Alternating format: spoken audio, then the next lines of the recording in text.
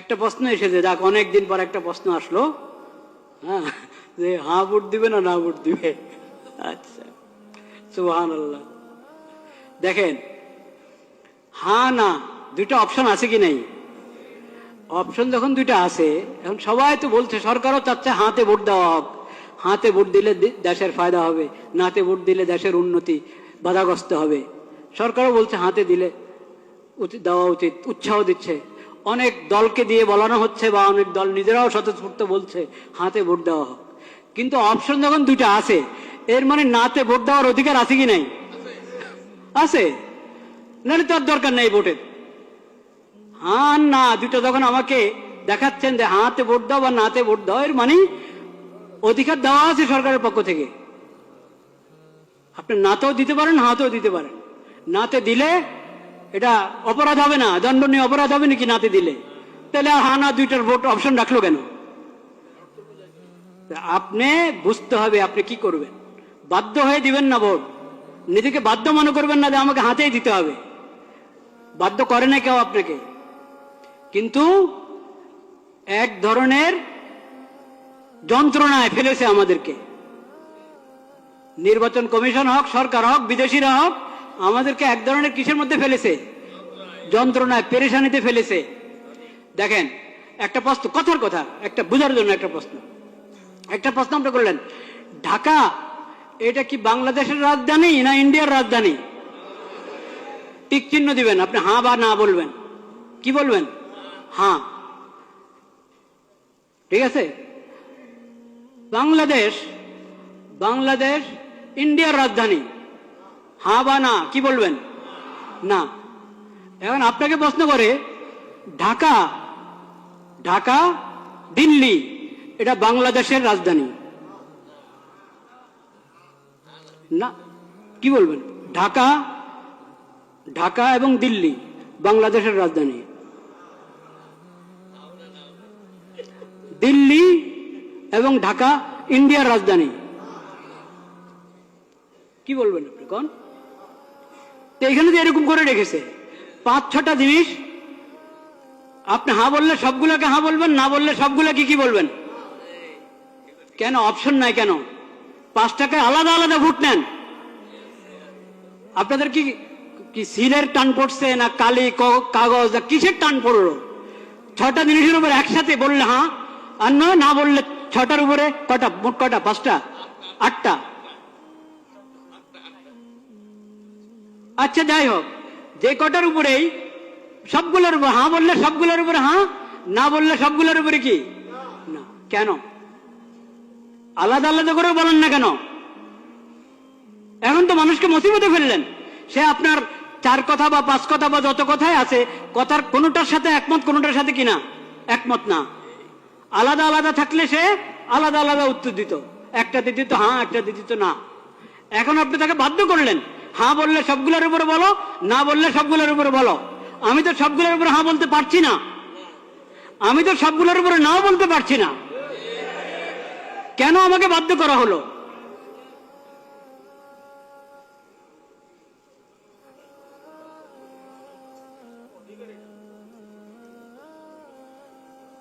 একটা পেরেশানি, একটা যন্ত্রের মধ্যে ফেলা হলো জাতিকে। ভোট দিলে সবগুলোর উপরে হ্যাঁ বলো, আর না বলতে হলে সবগুলোর উপরে না বলো। কিন্তু আপনারা ভয় পাবেন না, হার মধ্যে যেহেতু অনেক অন্যায় কথা আছে, আপনি বুঝে শুনে ভোট দেন। এই কথা কখনো ভাববেন না, এসব প্রতারণাতে আসবেন না যে নাতে ভোট দিলে দেশের উন্নতি রুখে যাবে, দেশের উন্নতি বাধাগ্রস্ত হবে, কখনো না। দেশের কিসমত যদি ভালো হয়, জনগণের কিসমত যদি ভালো হয়, শাসকদের যদি নিয়ত ভালো হয়, তাহলে না ভোট, সবাই নার মধ্যে ভোট দিলেও দেশের উন্নতি চলতে থাকবে ইনশাআল্লাহ। আর যদি নিয়ত ভালো না থাকে, কিসমতও ভালো না, নিয়তও ভালো না, এমন যদি হয়, তো সবাই হাতে ভোট দাও, কাজ হবে না, কাজ হবে না। ভোট একটা আমানত, ভোট একটা আমানত, এটাকে বুঝে শুনে ব্যবহার করেন। এটা অধিকার, এই অধিকার, ভোটের অধিকার একটা আমানত, এই অধিকারকে বুঝে শুনে ব্যবহার করেন, চিন্তা ফিকির করেন আল্লাহর কাছে দোয়া করেন, আল্লাহ আমি যাতে সঠিক ভোট দিতে পারি সেই তৌফিক আমাকে দান করেন। এটা তামাশার বিষয় না। প্রতারিত হয়ে বাধ্য হয়ে ভোট দিবেন না, লোভে পড়ে ভোট দিবেন না, চিন্তা ভাবনা করে, এবং এটার জন্য দোয়া দুরূদ পড়েন, সালাতুল হাজত পড়েন, অভিজ্ঞদের সাথে মশওয়ারা করেন, নেককার দিনদার মানুষের সাথে মশওয়ারা করেন। শুধু নামের ভিত্তিতে আপনি ভোট দিলে হবে? শুধু মার্কার ভিত্তিতে ভোট দিলে হবে? শুধু মনোগ্রাম দেখে ভোট দিলে হবে?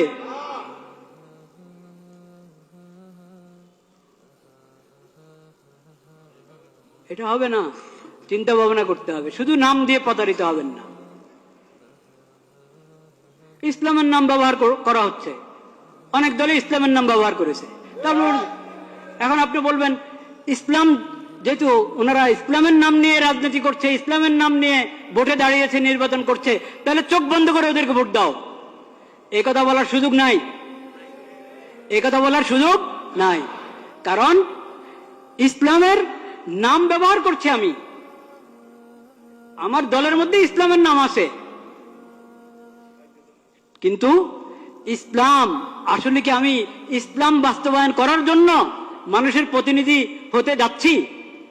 ভোট যে মানুষের কাছে চাচ্ছি ইসলামের প্রতিনিধিত্ব করার জন্য সংসদে গিয়ে, সেটা আমি আমার নিয়ত আছে কিনা, বা আমি পারবো কিনা, বা আমি দল হিসাবে ইসলামের সঠিক ব্যাখ্যা গ্রহণ করি কিনা, ও সবকিছু দেখার আছে। একটা ইসলামী দল তার ইশতেহার পড়ে দেখেন, সেকুলার দলের ইশতেহার যেমন হয় ওই দলের ইশতেহারও তেমন।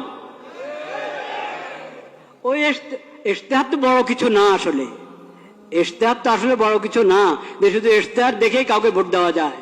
কিন্তু তারপরেও এটার কিছু না কিছু মূল্য তো আছে, নাহলে সবাই ইশতেহার ছাপে কেন? তো ইশতেহার, আমি ইসলামের কথা বলি কিন্তু আমার ইশতেহার পুরা একটা সেকুলার দলের ইশতেহার মতো মনে হবে আগাগোড়া পড়লে। তো এই জন্য আমি বলছি শুধু ইসলামের নাম, এই কারণে চোখ বন্ধ করে ভোট দিবেন না। আর দলের মধ্যে ইসলামের নাম নাই, শুধু এই কারণেই তাকে বলবেন না যে এর ভোট দেওয়াই যাবে না। এখানে বিবেচনার অনেক কিছু আছে। এটা তো দুঃখের বিষয় যে আমরা, আমাদের কাছে ইসলামী খেলাফত ব্যবস্থা নাই। ইসলামী খেলাফত ব্যবস্থা কায়েম করার জন্য কেউ উঠে দাঁড়াচ্ছে না। এটা তো দুঃখের বিষয়, কষ্টের বিষয়। সেই কষ্ট তো আছে, সেই ব্যথা আছে, সেজন্য আমরা ব্যথিত। কিন্তু এখন যারা যারা এই মানবিক দেশ, নিরাপদ দেশ এবং মানবিক দেশ গড়ার জন্য যাচ্ছে, তারা মানবতা কি দিয়ে করবে, প্রতিষ্ঠা করবে? নিরাপত্তা কি দিয়ে বাস্তবায়ন করবে? মানবিক দেশ কিভাবে?